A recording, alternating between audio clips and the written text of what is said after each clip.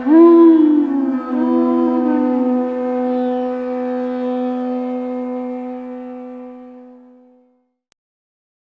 morning we're reading from Srimad Bhagavatam, Canto 6. Thank you. Thank you. This morning we're reading from Srimad Bhagavatam, Canto 6, Chapter 17, entitled Mother Parvati Curses Chitraketu. Beginning with text number 11, there's 2 verses without purports, so we'll actually read 3 verses today and conclude with Srila Prabhupada's purport to the last. Om Namo Bhagavate Vasudevaya.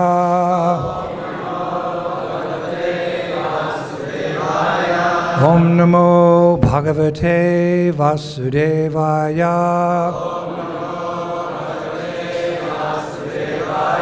Om Namo Bhagavate Vasudevaya.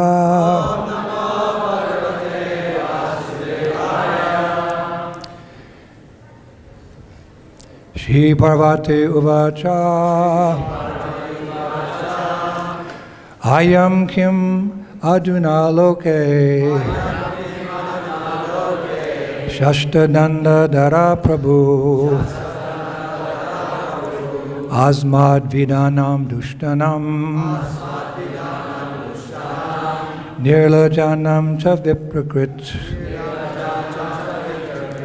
Ayam kim aduna loke Shashtadanda dara prabhu Asmad vidanam dushtanam Nirlajanam cha viprakrit Ayam kim aduna loke Shashtadanda dara prabhu Asmad vidanam dushtanam Nirlajanam cha viprakrit Shri Pārvatī uvacha. The goddess Parvati said, I am this, kim, whether, aduna, now, loke, in the world, Shashta, the supreme controller, Dandadara, the carrier of the rod of punishment, Prabhu, the master, Asmat, Vidanam, of persons like us, Dushtanam, criminals, Nirlajanam, who have no shame, Cha, and Viprakrit, the restrainer. Translation: the goddess Parvati said, alas, has this upstart now received a post from which to punish shameless persons like us? Has he been appointed ruler, carrier of the rod of punishment? Is he now the only master of everything? Text 12. Alas, Lord Brahma, who has taken his birth from the lotus flower, does not know the principles of religion, nor do the great saints like Bhrigu and Narada, nor the 4 Kumaras headed by Sanat Kumar. Manu and Kapila have also forgotten the religious principles. I suppose it is to be because of this that they have not tried to stop Lord Shiva from behaving improperly. Text 13. This Chitraketu is the lowest of Kshatriyas, for he has impudently overridden Brahma and the other demigods by insulting Lord Shiva. Upon his lotus feet they always meditate.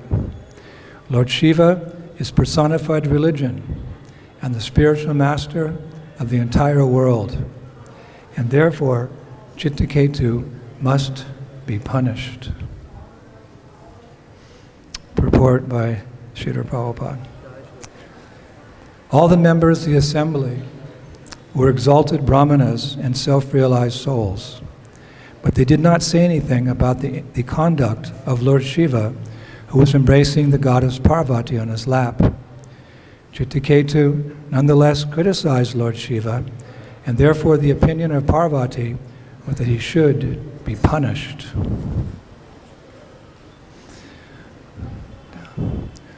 Oma gyan timidandasya gyanangana shalakaya chaksunimilitam jena tasmai Sri Gurave Namaha.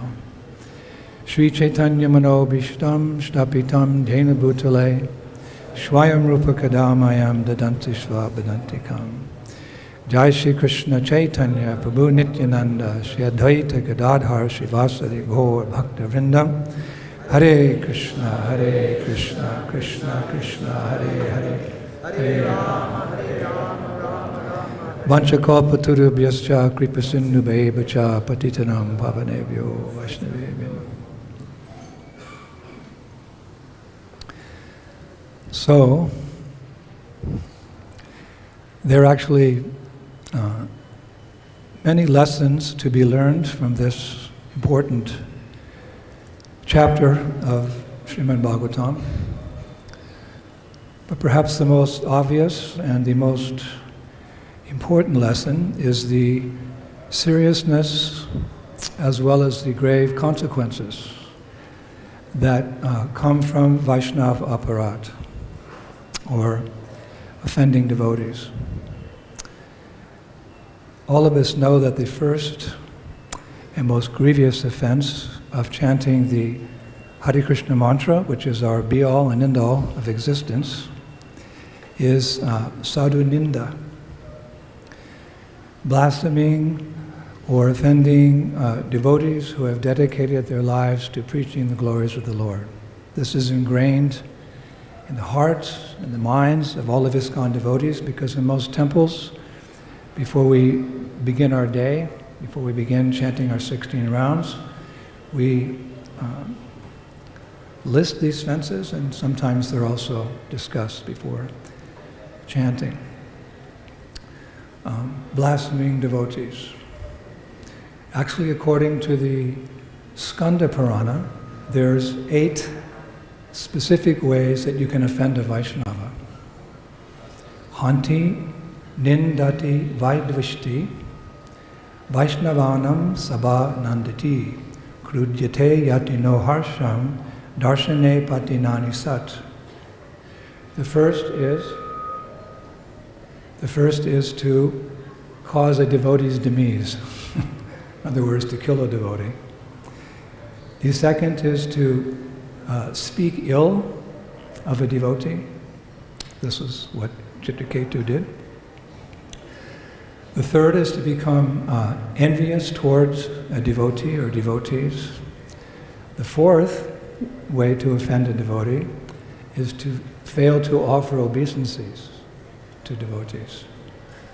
Therefore, we cover that one every morning before we begin our day by the prayer Vanchakalpatarubhyascha Kripasindubheva Pitanam Pavanu. This covers all devotees. The fifth way to blaspheme a devotee, according to Skanda Purana, is to become angry towards the devotee. And the sixth is very interesting. Skanda Purana says the sixth way that one can offend a Vaishnava or Vaishnavi is not to become joyful upon seeing that devotee. I thought this was very interesting. When you see a Vaishnava during the day, it should bring great joy to your heart. Here's a person who's surrendered most wonderfully to my Ishtadeva, my beloved Lord Krishna. I have the chance to have his or her association, so you become joyful in the association of devotees. So to not become joyful upon seeing a devotee is actually listed as an offense. So we must avoid these offenses to advance properly, especially in the chanting of our 16 rounds, our congregational chanting, and when we go to the streets to give Sri Nam Prabhu to the public. One time our dear godbrother, Brahmananda Prabhu, who has since departed, he was asked by Srila Prabhupada at an initiation ceremony to speak on these 10 offenses. Actually, Prabhupada was present. And Brahmananda Prabhu began with the first offense, this first offense we're discussing today, blaspheming devotees, and he said, and rightfully so, he said, this offense means one should be very careful in offending the best devotee in the eyes of the disciple, who is the spiritual master. And Prabhupada's eyes got very wide, and he spoke up, he said, not just the spiritual master, any Vaishnava devotee of the Lord. So while that is true, we should understand at the same time the grave consequences that come in offending exalted, pure devotees of the Lord. We shall see in this chapter, we'll see that in the reaction that Maharaj Chitraketu received from offending the greatest of all Vaishnavas, Lord Shiva, namely that he had to take the body of a demon in his next life. Certainly no devotee would want to be cursed to take the body of one who is against Krishna. The Padma Purana states that in this world there are two classes of men, the divine and the demoniac. And whereas the divine are always trying to uplift society, the demons, due to their selfish nature, are always a disturbance to society in general and to Vaishnavas in particular. So that's the last thing we would like, to become an asura.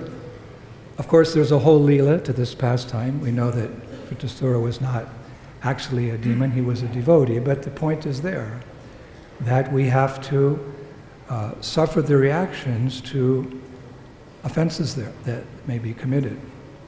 We should not think that because we're aspiring devotees, and we're aspiring devotees, this is the humility of Vaishnava displays, he considers himself or herself an aspiring devotee. One time I was present when Srila Prabhupada was glorified, when devotees said, Srila Prabhupada, you're the best of all Vaishnavas. And Prabhupada, in his supreme humility, he bowed his head, he actually blushed, and he said, a Vaishnava? He said, I'm just trying to become a Vaishnava. A Vaishnava is a very exalted person. So we consider ourselves beginners, actually, aspiring devotees. And as a result, we cannot be excused for any offenses that we make, especially if we know the offenses. It's one thing if you don't know, but if you know the offenses and you commit the offenses, then it becomes something serious. So we all know, from the very first day, the first week, we undergo the Bhakti program, we're enlightened as to those things that are favorable for our advancement, and we're also enlightened as to those things which are unfavorable, and we take them both to heart. One might excuse a naive child for some offenses, but not a teenager or a grown adult who may know these things, what is right and what is wrong. So reactions will be there.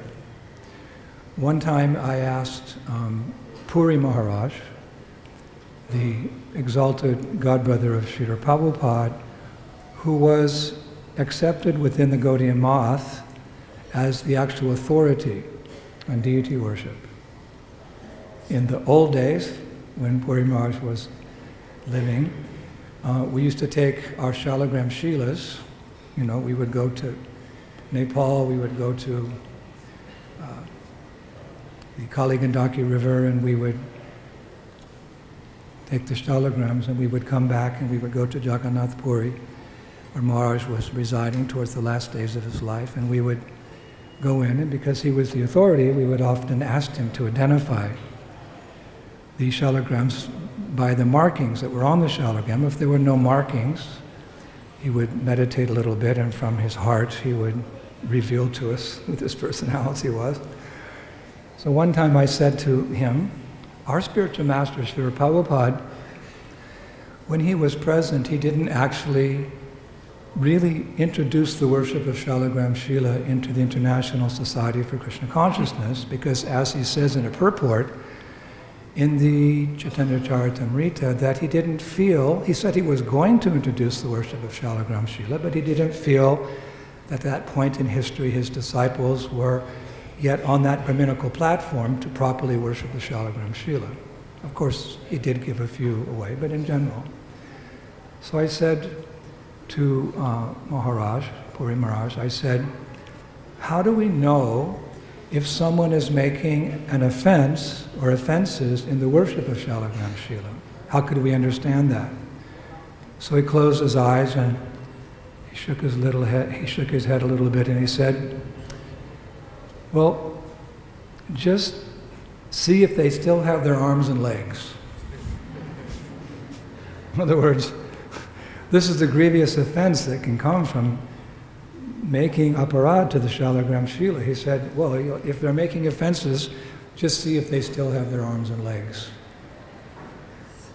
So sometimes these days when I see devotees collecting so many Shalagram Shilas and trading them for this one and that one, I sometimes worry if actually, we are at that point that Srila Prabhupada wanted us to become. He wanted us to become Brahminical. He wanted us to become pure devotees, that we can properly worship the deities that he has entrusted us to. We can come to that platform, of course, gradually. But we must always be aware, conscious not to make offenses in the worship of our deities and in our worship of the devotees of those deities. Actually, Shastra declares or states there's 3 types of devotees. There's, as you know, Kanishta Adhikari, Madhyama Adhikari, intermediate devotees, and Uttama Adhikari, or advanced devotees. In the Chaitanya Charitamrita, Lord Chaitanya Mahaprabhu also discusses 3 classes of devotees in relationship to their depth or the purity of their chanting. In Madhya Lila, I believe it is chapter 11, he says, Ata eva yanra mukhe eka Krishna nam setava vaishnava kardiha tanhara samana. One who chants the name of Krishna even once is to be understood to develop some Vaishnava qualities. Therefore, you should show respect to that person. This is how powerful is the Maha Mantra, how merciful is the Maha Mantra. I know many devotees, many book distributors, they'll try to distribute the book, but the person is not inclined and he's about to go away, so the book distributor will say, well, can you just say Hare Krishna? No, come on, just try. Hare Krishna. Thank you. With the understanding of this verse in Madhya Lila, one who chants the name of Krishna even once becomes possessed of some Vaishnava quality, because the holy name is so powerful. Even nambas, even unconscious chanting of the holy name can destroy to the root volumes of sinful activities reactions to volumes of sinful activities we performed in the past, even uproot material desires. This is some of the glories of the holy name. Then he says, in chapter 16 of Madhya Lila, Krishna nam nirantara yanhara bandhane se Vaishnavatara bhajatanhara charane. One who incessantly chants Krishna's name, Hare Krishna, Krishna Krishna, Hare Hare. That person develops Vaishnava qualities to a very profound degree, and one should render service to that Vaishnava's lotus feet. If one just chants once, you should acknowledge that person as a Vaishnava. I offer my respects to you. If someone is incessantly chanting, every day he takes a vow that I will chant 16 rounds a day, I will chant 32, I will chant 64. If one is incessantly chanting, then you can render service to the lotus feet of that Vaishnava and make progress. Then in the same chapter, Mahaprabhu says to his followers, Yanhara dharshane mukhe aise Krishna nam tanhara janiha tume Vaishnava pradhan. One who inspires others to chant Krishna's name merely by his presence possesses Vaishnava qualities to the highest degree, and he is the topmost Vaishnava. That means that if someone is advanced to the point where you just see that person, you say, Hare Krishna, Krishna Krishna, Hare Hare, Hare Rama.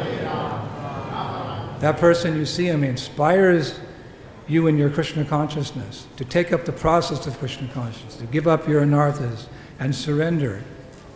This is the topmost Vaishnava. Now, to offend any of those Vaishnavas is a serious offense.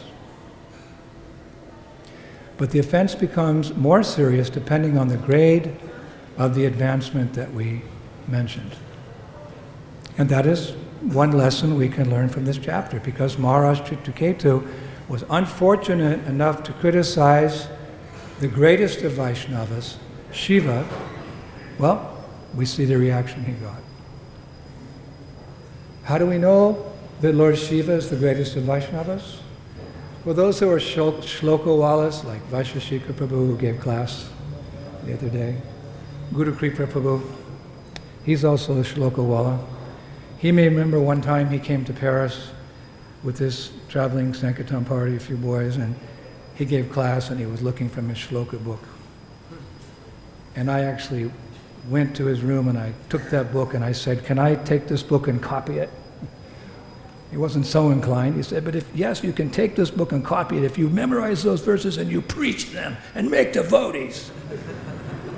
I tried my best, Guru Kripa Prabhu. So shlokawalas, this verse is often on their tongue. Nimna ganam yata ganga, devanam achuta yata, vaishnavanam yata sambhu, purananam midam tata. Just as the Ganga, the Ganges, is the greatest of all rivers, Lord Achyuta, the supreme amongst deities, and Lord Sambhu, Shiva, the greatest of Vaishnavas. So Srimad Bhagavatam is Grantaraj, it is the king of all scriptures. That's 12th canto, 13th chapter, verse 16. There's also a beautiful verse in the Narada Pancharatra, which describes or glorifies Lord Shiva as the greatest devotee.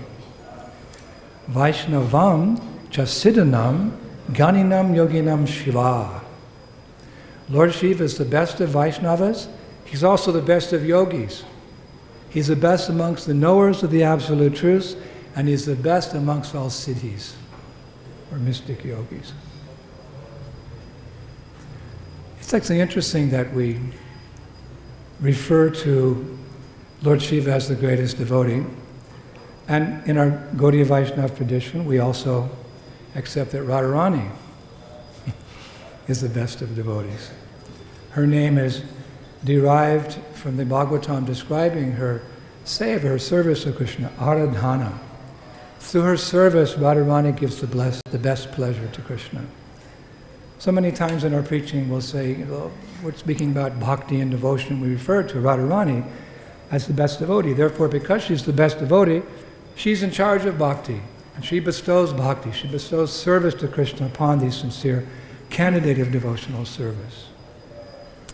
So I asked my godbrother one time, Giriraj Swami, this question. I said, in the 12th canto of the Bhagavatam, Lord Shiva is described as the greatest of devotees, and the 10th canto describes Radharani. So, who's the best? How do we reconcile this? So, Maharaj is very intelligent, very sharp. So he, Giriraj Swami, he thought for a moment, yes, and he smiled, he said, Radharani is the best devotee in the spiritual world, and Lord Shiva is the greatest devotee in the material world. Meaning amongst the devotees who practice sadhana bhakti in the material world, Lord Shiva is the best. And amongst those who exhibit siddha radha bhakti, raga bhakti, in the spiritual world, Radharani is the best. So that we ourselves may not make the mistake of Maharaj Chitraketu in minimizing the position of Lord Shiva or offending Lord Shiva, we could take a few minutes now to try to understand just how great a devotee he is. Actually, you can understand the glories of Lord Shiva just by his name, because Shiva means auspicious. And Shiva is auspicious because, as we know, he's a partial manifestation of Krishna.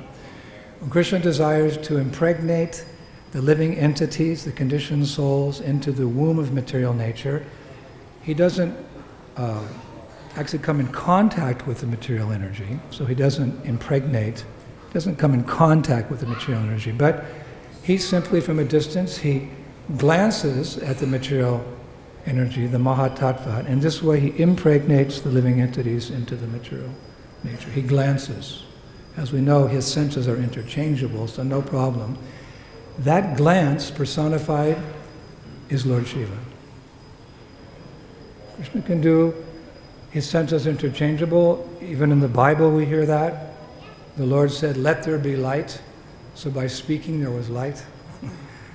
So Krishna glances at the material nature. All the living entities are impregnated into the womb of material nature, and that glance personified is Shiva. So,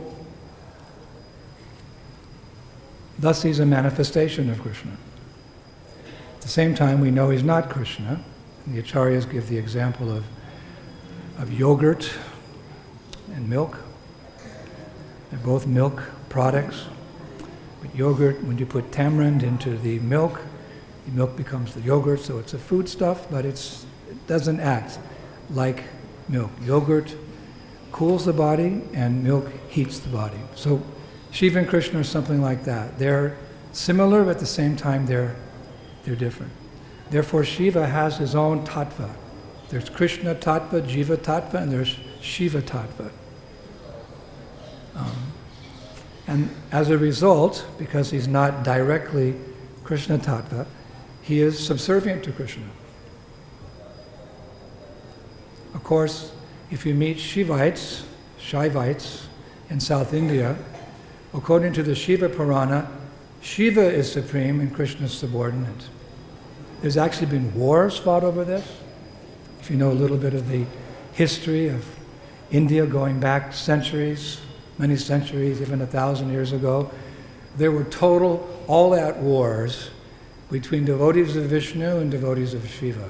Hundreds of thousands, if not millions of men were killed in this battle between who is supreme. Of course, there were other motivations involved, like territory and land and prestige and so on, but they were fought.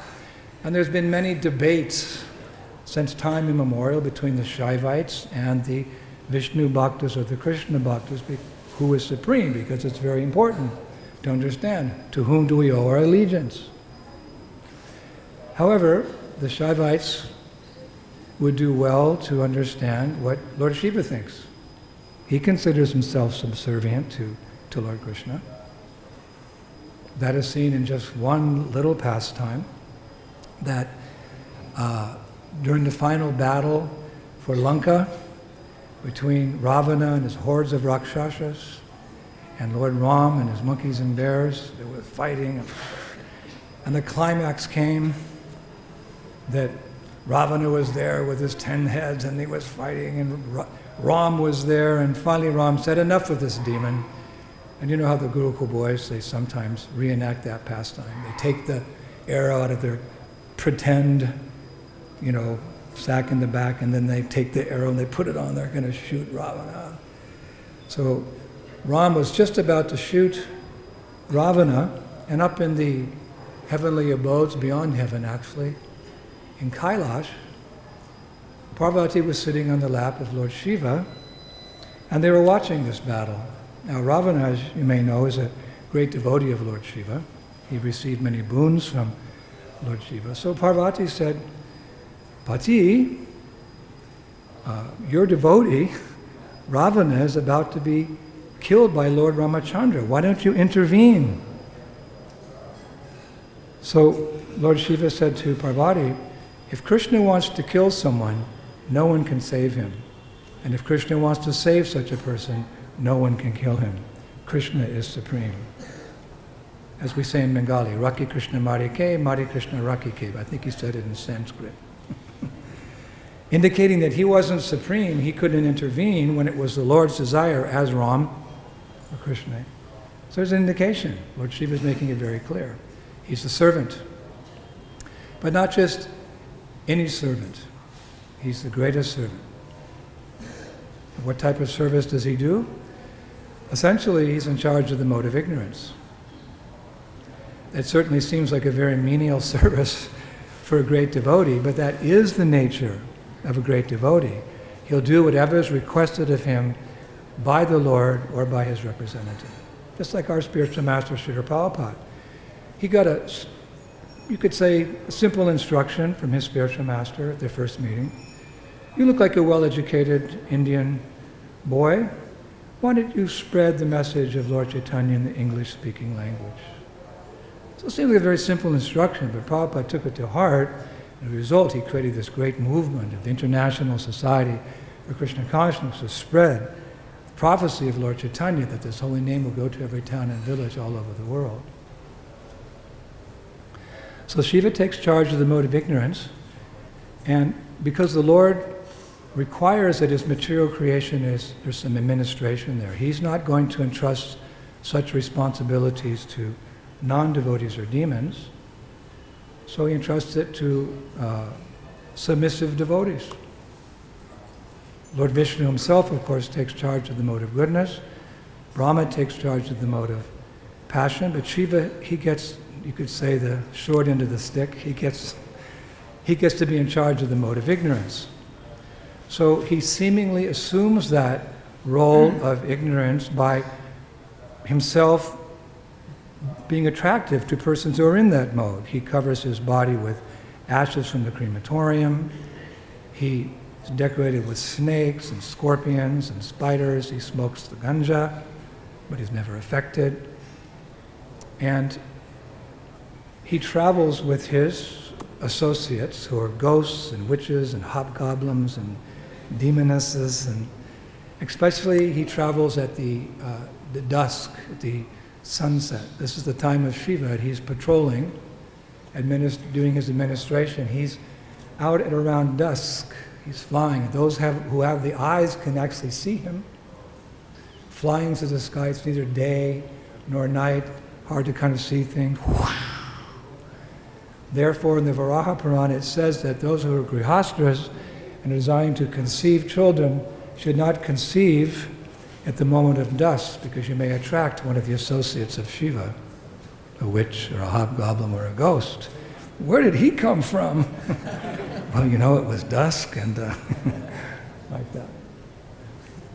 So these ghosts, these witches, these people in the mode of ignorance, they're associating with Shiva because they're attracted by him, but little do they know that by his association they will become one day Pakka Vaishnavas.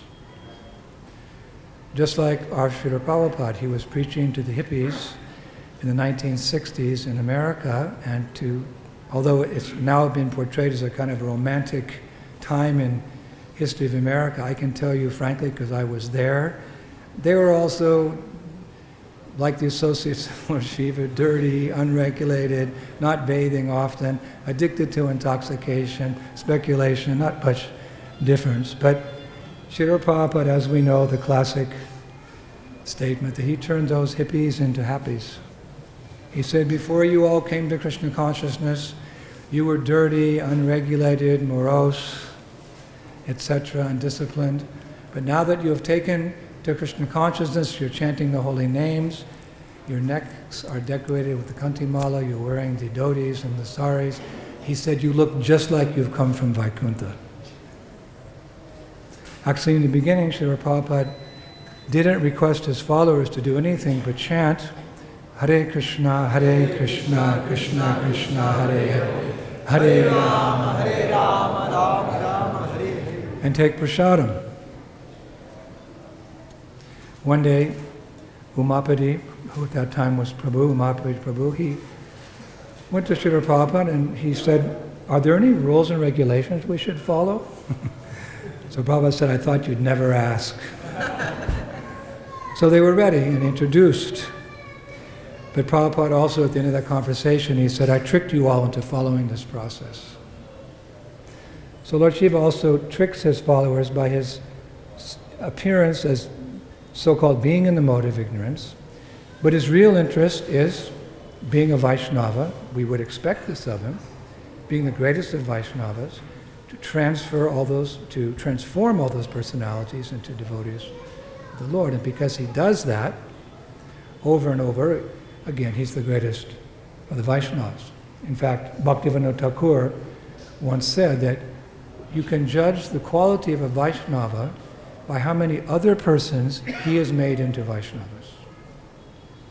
So in that sense, we could also say that our spiritual master, Srila Prabhupada, is the greatest of Vaishnavas because he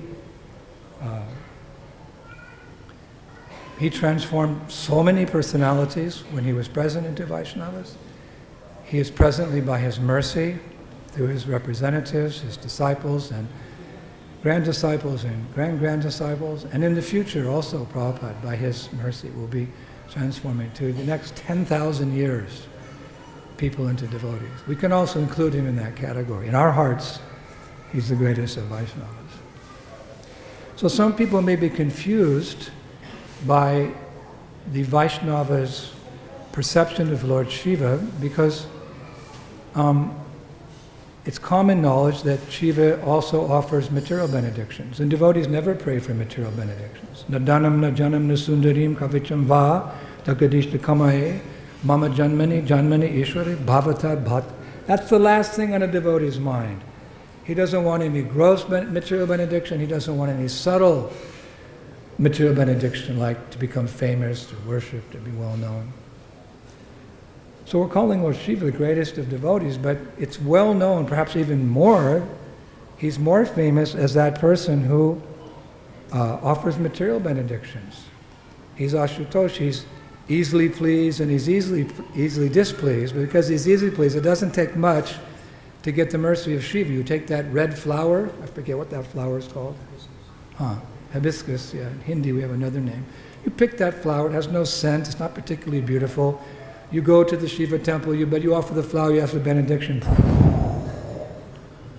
His wife is like that too. They easily give these material benedictions. Dhanam dehi, rupam dehi, rupa pati bhajam dehi. I heard this mantra when I first went to Mayapur, just before the Gaur Purnima festival. They have the Durga Puja. I think it's going on now, actually, Durga Puja. And I was walking around the Navadweep and the villages there, and more than Hare Krishna Mahamantra, I heard Dhanam Dehi Rupam Dehi Rupa Pati Bhajam Dehi Dhanam Dehi Rupam Dehi Rupa Pati Bhajam Dehi. It's in my brain. I have to get it out like an old song from the 60s. Oh, worshipable Mother Durga Devi, please give me wealth, give me strength, give me fame, a good wife, if you're a man, and a handsome husband, if you're a lady. Yes. And they give. It's not mythology, as Prabhupada would say, mythology. These aren't stories. The devatas are there. They give these blessings. So why would a Vaishnava on the level of Lord Shiva, who's simply considering or concerned about the deliverance of all fallen conditioned souls, because that's the nature of a Vaishnava, why would he willingly fulfill someone's material desires? It seems contradictory to the nature of a Vaishnava. Well, it's explained in different parts of the Bhagavatam that that's the slow way. That's the slow path to renunciation. That for one who has sufficiently experienced the so-called happiness of this world, he'll eventually come to the realization it's futile, and they want to reject it in favor of a higher spiritual path. That's actually the end result. He'll understand.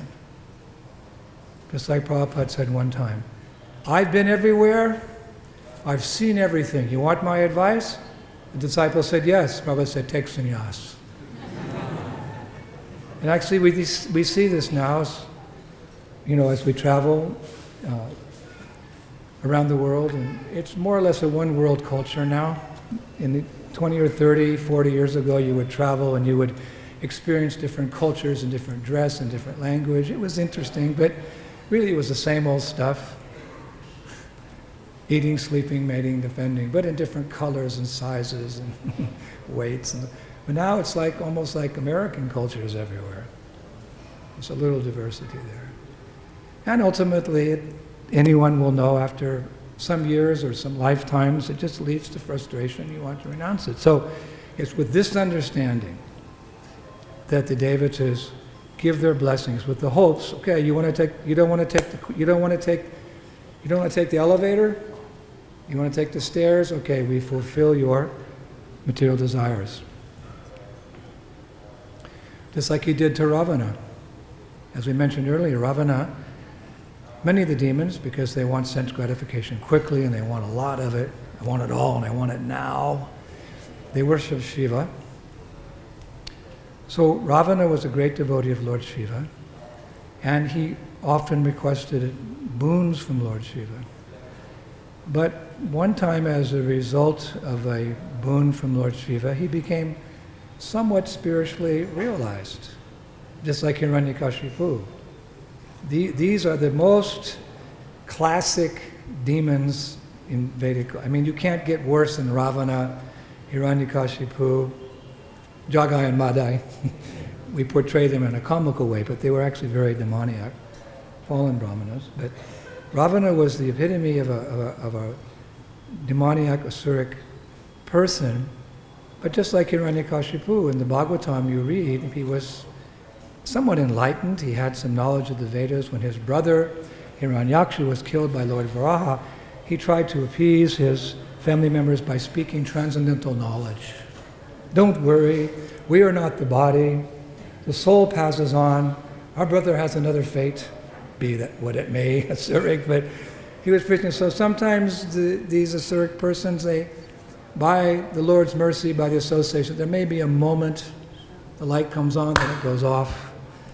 So Ravana was like that. One time Ravana, he had the desire to bring Shiva and Pārvatī to Lanka. This is his Ishtadeva. He wanted him close at hand. It's like you come to Vrindavan to be with Krishna and Balaram, Radhesham, Gaurnitai. He's a devotee of Shiva. He got this idea in Lanka. I'm going to bring Kailash and Shiva and Pārvatī to Lanka permanently. So Shiva went to the region of Mount Kailash, and there's one very beautiful lake called Mansarovara, created from the mind of Lord Brahma.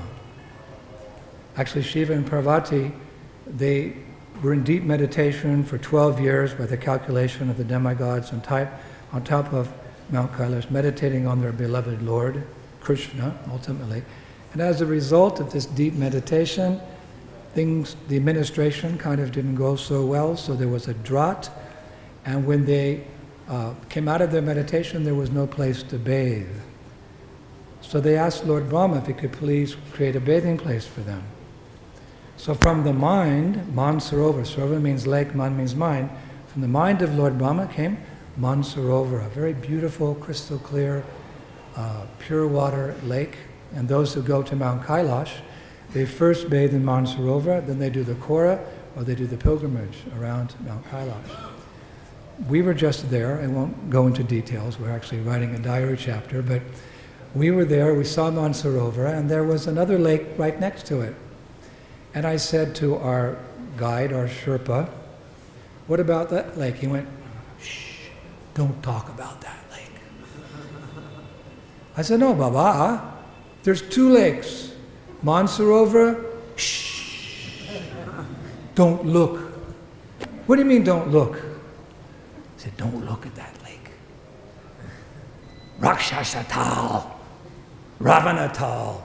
Like, what? Ravana? Ravana's Lanka. Oh. He came here, he wanted to take Kailash and Shiva and Pārvatī to Lanka. So from his mind, from Ravana's mind, came that body of water. It's so salty, not even a little minnow can live in it. Not even a germ can live. There's no trees, there's no bushes, there's no... Mansarovar, surrounded by beautiful forests and butterflies and chirping birds. Ravanatal, like a desert. So I didn't look. I turned away. So Ravana he created this lake from his mind, and he did penances and austerities to the point that Shiva took compassion, gave him what he wanted, which was immense strength. So then, Ravana went to the Kailash, Shiva and Parvati, and he tried to lift it. He took advantage of the boon to take advantage of the person who gave the boon. This is something very serious. And as the Kailash was shaking, Shiva in his mind, he made Kailash, the Shastra describes, so heavy that no Devata, no Asura, no human, no snake from the lower planets could ever lift it. So Ravana was unsuccessful. But as a result of that association with Shiva, momentarily he thought, my Shiva is so great. He's such a wonderful, he's the greatest of all personalities, and he composed what is called the Shiva Tandava Stotram. For the Shaivites, this is like, the closest thing to their heart. Like for us, Hare Krishna, Krishna Krishna, Hare Rama, or when we think of our spiritual master, the Guru Vastakam, or the Sad Goswami Ashtaris, prayers are very, for the Shaivites, this prayer of Ravana about Shiva, this is their heart and soul. Now, take into consideration that there's two Shivashtakams, also glorifying Lord Shiva. One is by Sripad Shankaracharya, that's the most popular, and one is by Chaitanya Mahaprabhu. Chaitanya Mahaprabhu, as you know, he visited many temples of Lord Shiva in his travelings in South India. His followers also took shelter of Shiva as the greatest Vaishnava. Chakoshwara Mahadev out at Manasi Ganga, that's where Sanatana Goswami did his bhajan, that's where he left on Guru Purnima. Our Gaudiya history is very much intertwined with this greatest of Vaishnavas. So Chaitanya Mahaprabhu composed 8 prayers in glorification of Lord Shiva. He spoke them because we know he never wrote anything down. He spoke and his followers recorded. It was recorded by Murari Gupta in one of his books that he wrote, an authorized book. Those prayers are to be found there. So Shankaracharya's prayers to Lord Shiva are chanted by the Shaivites and others as well. Lord Mahaprabhu's prayers are also very popular in South India. Most popular, the Shiva Tandava Stotram by Ravana.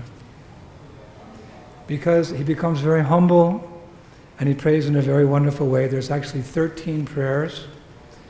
I will just read a few of them, just to show you how Shiva can purify even the heart of Ravana, what to speak of aspiring devotees like ourselves. He writes, I have a very deep interest in Lord Shiva, whose head is glorified by the rows of moving waves of the celestial river Ganga, agitating in the deep wells of his hairlocks, and who has the brilliant fire burning on the surface of his forehead, and who has a crescent moon as a jewel on his head.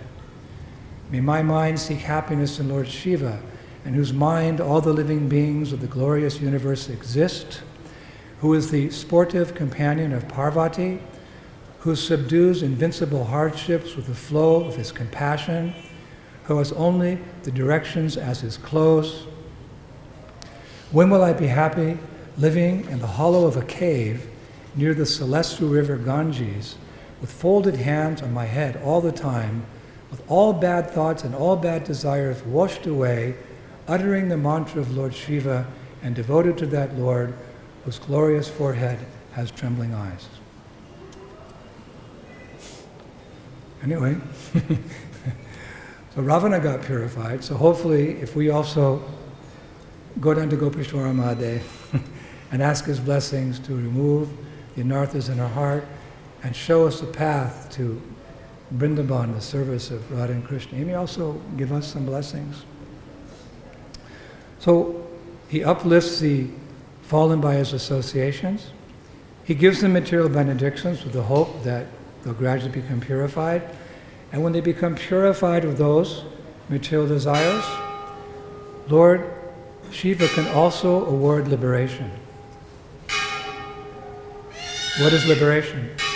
Liberation means liberation from all material desires. When we speak of mukti, technically, mukti means liberation from dhanam, janam, sundarim, anger, lust, greed. All those things get washed away. That's the beginning of real bhakti, when those things are washed away from the heart. So one gets liberation. Generally, we know that only Krishna can give liberation. The Bhagavatam in the 10th canto, 51st chapter, 20th verse, it said, "All good fortune to you. Now please choose a benediction from us, anything but liberation, since only the infallible and inexhaustible Supreme Lord, Mukunda, can bestow that." But Sanatana Goswami comments in his Brihat Bhagavatamrita that Shiva can also give liberation from all material desires. He writes, "Krishna prasadat tenaiva madrisham adi karinam abhishtar pariyutum muktis tasyapatyapi sakyate." That it's possible to, by Krishna's grace, Lord Shiva and his wife are able to award liberation to candidates who eagerly want it. How's that possible? Sanatana Goswami says that because Lord Shiva, being non-different from Vishnu as a guna avatar, can sometimes award liberation. Anyway, that's not so important. We don't want just repetition from birth and death. As devotees, we want prema bhakti, which can take us back to the spiritual world, to Goloka Vrindavan. So Lord Shiva can also help a devotee in that way. He can help a devotee enter into Sri Vrindavan Dham to get the mercy of Radha and Krishna. All of you are here in the month of Kartik because you want that mercy, and most of you know very well that there are 5 particularly merciful personalities who open the door to Vrindavan and allow you in. Not just physically, because as we've all discussed many times, you can't come to Vrindavan necessarily by a car or a train, or eventually I'll have an airport, a plane. One enters Vrindavan in an internal sense of the desire to serve Radha and Krishna from the depths of her heart, and is granted one day residence, eternal residence in Goloka Vrindavan. So 5 personalities guard the Dham and give that entrance in: Govardhan Hill, the river Jamuna, Vrindadevi, some persons say Purnamasi, others say Brajrenu, the dust of Vrindavan, and Lord Shiva. So therefore, when pilgrims first come to Vrindavan, the tradition is to first go to Gopishwara Mahadev temple. And they begin their darshan of Vrindavan, they begin their seva in Vrindavan, they begin their stay in Vrindavan by asking the blessings of Gopishwara Mahadev. How do they pray? They pray, "O gatekeeper of Vrindavan, Shiva, O Soma, all glories to you, O you whose forehead is decorated with the moon, and who is worshipped by the sages headed by Sanaka, Sanandana, Sanatana, and Narada, O Gopishwara, desiring that you bestow upon me prema for the lotus feet of Shri Shri Radha Madhava, who perform joyous pastimes in Brajadam, I offer my obeisance unto you again and again." So he can give. If he sees the sincerity, he can give. It's described that the pain that a Vaishnava experiences to see people bereft of Krishna consciousness, and the joy, the higher taste, param drishta nivartante, that the devotees experiences, is he sees when people who are bereft of Krishna consciousness get the opportunity of devotional service. It pains the hearts of Vaishnavas to see people bereft of devotional service. And Shiva is just like that. So he'll very easily give that service if he sees you're sincere. In Gopala Champu, Jiva Goswami describes 7 things that cause intense pain to the heart of a Vaishnava. Number 1, a king who does not serve Lord Krishna. Number 2, A miser who does not offer anything to Lord Krishna. Number 3, a poet who does not use his skills to glorify Lord Krishna. Number 4, one who has taken shelter of a guru, but not shelter of Krishna. Number 5, one who has good qualities, but is not enthusiastic for Krishna's service. Number 6, a person who has good intelligence, but doesn't surrender to Krishna. And number 7, that same person who, if he surrenders, does not become a follower of Braja Gopis. This is very interesting. This is what causes pain to a Vaishnava, these 7 things. So Lord Shiva, he works very hard to correct these improper views in society and make such persons Krishna bhaktas. So he's a very great devotee. And because Maharaj Chitraketu offended such a devotee, the reaction was very severe. He got the birth as a demon. So the conclusion, the lesson of this chapter, if there's any primary main lesson, is be careful not to offend exalted devotees. Of course, any devotee, but especially exalted devotees. And of course, sometimes it may be very difficult to really know who's advanced and who's not. Sometimes it's not the Maharaj, leading the kirtan or giving the class, or the GBC who flies in. Maybe the most advanced devotee is the Mataji who's cooking the offering very humbly. Hare Krishna, Krishna Krishna, Hare Ram, Hare Ram. And maybe the Prabhu cleaning the floor. Maybe somebody be giving a class. We don't always know who's advanced and who's not advanced. So therefore we say, Vancha kalpatarubhyasta, kripasindubheva patitanam pavanebhyo vaishnava. We never know. We have to be respectful to all devotees and expect no respect for ourselves. You never know. Some time ago I was giving darshan to a group of devotee children, and we were discussing different things. They were 7, 8, 9, 10 years old, and somehow the subject matter of dreams came up. So I asked all the children, I said, there was 15 of them or so. I said, do any of you children ever dream about Krishna? Every single one of them raised their hands. One boy said, Maharaj, do you dream of Krishna? No, not exactly. Really?